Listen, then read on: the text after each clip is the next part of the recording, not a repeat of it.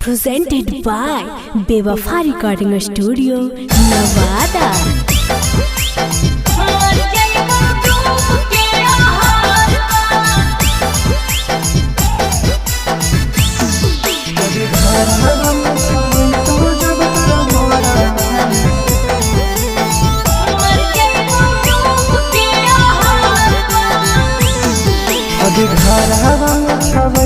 जब तोरा मारा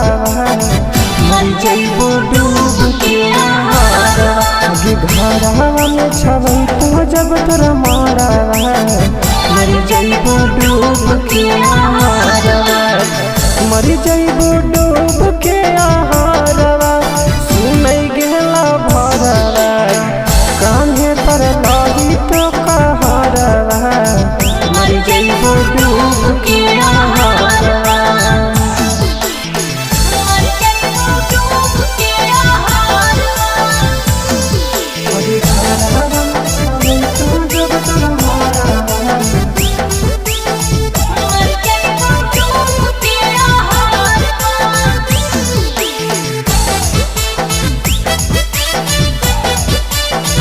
घरे जब जैतौ तोर हमर खबरवा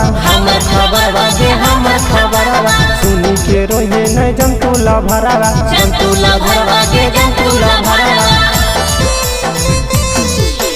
घरे जब जैतौ तोर हमर खबरवा सुनी के रोहे नहीं जंतुला भरवा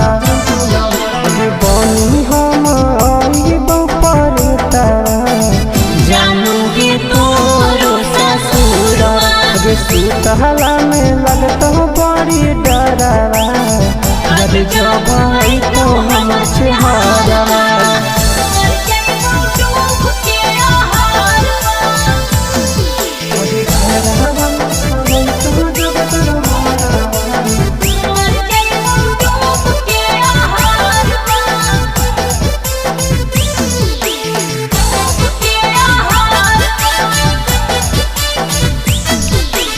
सचे कहा हलो विकी विशाला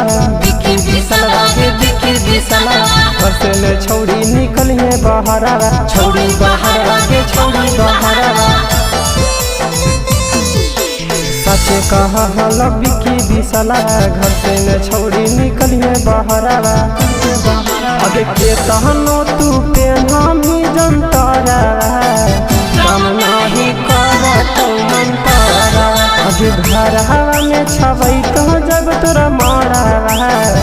मर जइबो डूब के आहारवा। Presented by Bewafa Recording Studio, Nevada.